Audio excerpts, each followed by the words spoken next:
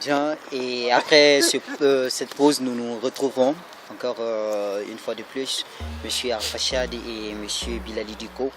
Maintenant, la dernière question que j'avais posée à vous avant juste de partir en pause, c'était de savoir si la peine de mort était un châtiment cruel, un châtiment inhumain. Bilali Diko nous a donné sa position par rapport à la question, nous faisant savoir que c'est un acte qui est justifié par la loi, donc c'est légal dans tous les pays où la peine de mort est appliquée.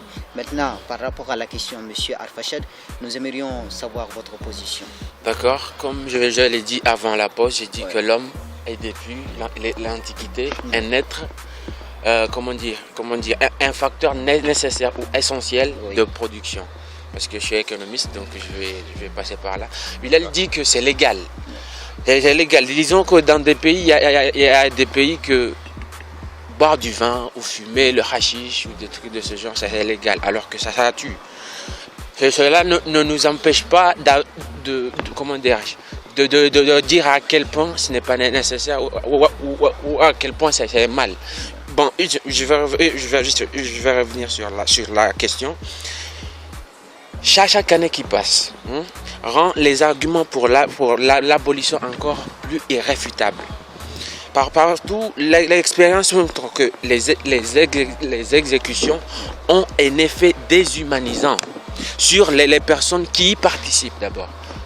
Psychologiquement parlant, ce n'est pas facile d'assister à un meurtre ou d'exécuter une personne.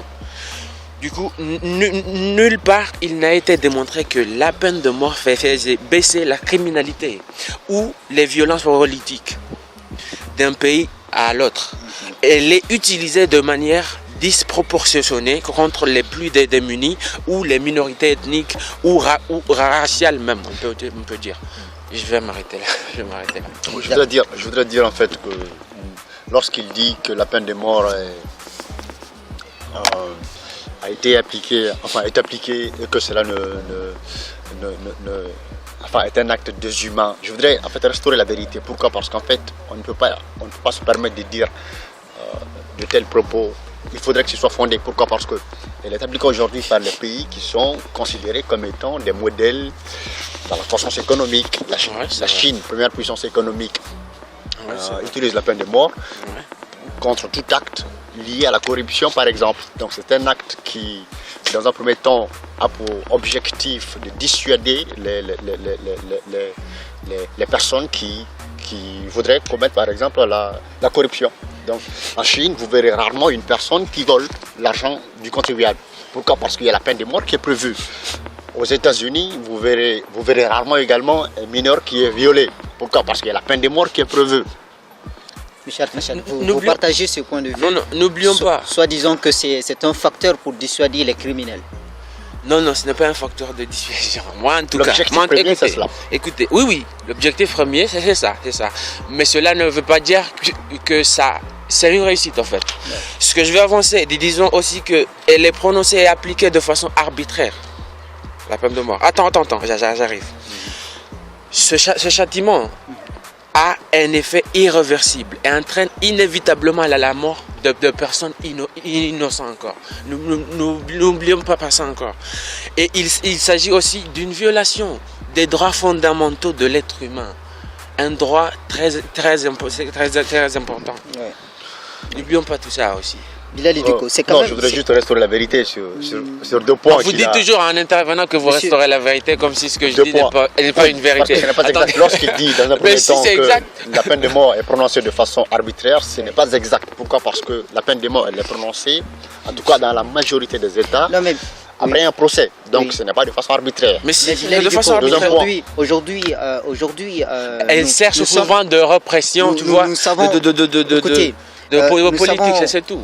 Arshafat, je vais revenir. Nous savons aujourd'hui qu'aux États-Unis, je ne me rappelle pas exactement de la date où cette peine a été appliquée, mais il fut un moment où un jeune noir a été condamné à mort aux États-Unis et tout récemment, il s'est avéré que la personne n'était pas, Voilà, était innocent. C'est ça. Vous voyez, donc est-ce qu'il n'y a pas aussi des cas où il peut y avoir des erreurs judiciaires. Des erreurs judiciaires. Oui. Et à ce propos, qu'est-ce que vous pouvez dire à ce Ça, niveau? c'est l'homme.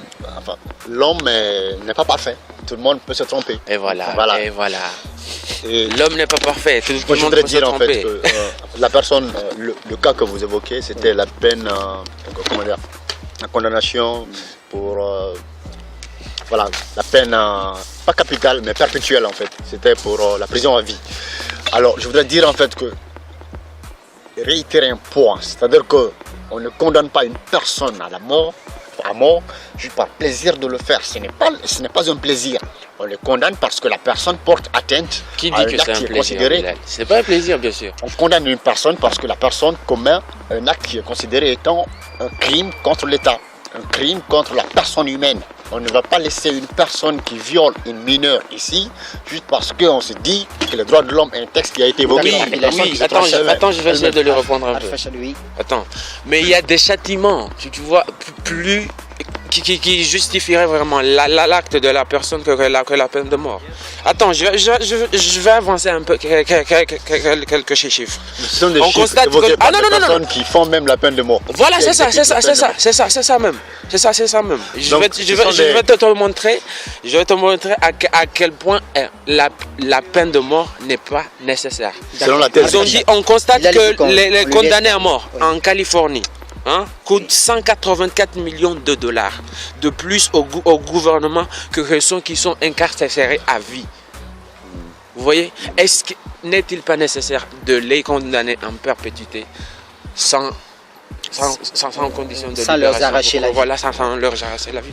D'accord, nous revenons, on va clore cette partie. Je m'en vais à la troisième question qui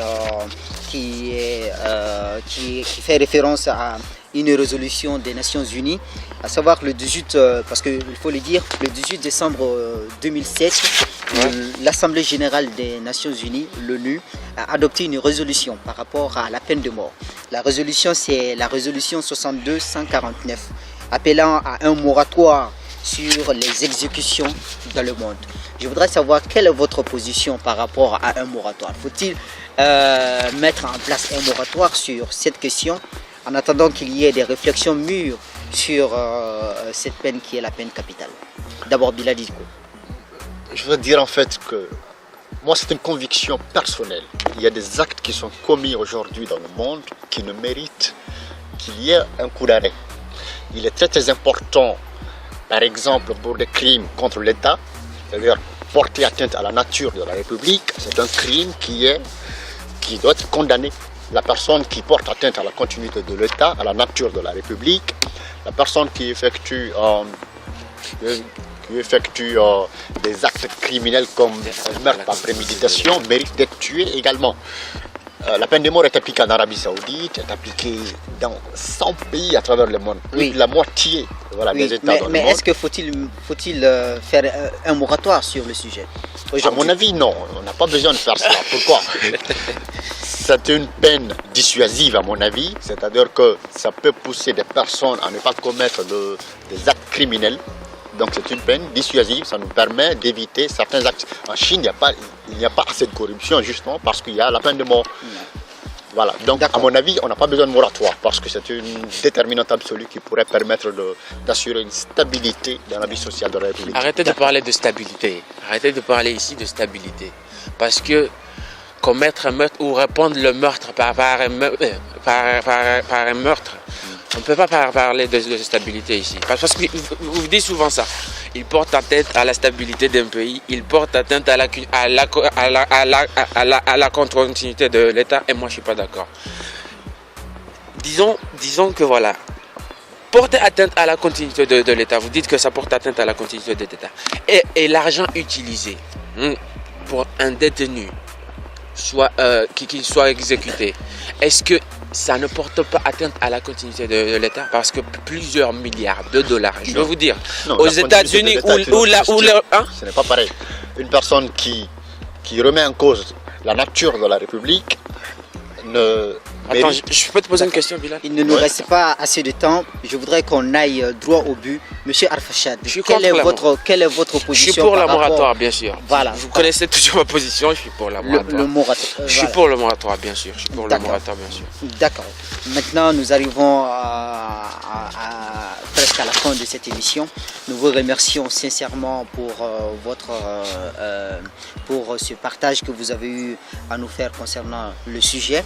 Et d'un côté, nous avons compris qu'il s'agit là d'un châtiment à caractère dissuasif qui permet la stabilité sociale et qui permet de dissuader ceux qui veulent s'en prendre à la continuité de l'État. Selon Bilal. Ça, c'est la position de Bilal Dicko. Et de l'autre côté, nous avons M. Arfachad qui défend la thèse selon laquelle il faut l'abolir ou sinon il faut maintenir, il faut mettre un moratoire sur le sujet afin qu'il y ait des réflexions mûres, voilà, pour qu'on puisse sortir de cette peine qui est considérée pour lui comme étant une peine barbare.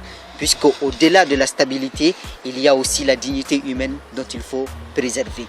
Nous vous disons merci et nous vous donnons rendez-vous pour le deuxième numéro de cette émission qui est la vôtre, qui est l'émission Carrefour des jeunes.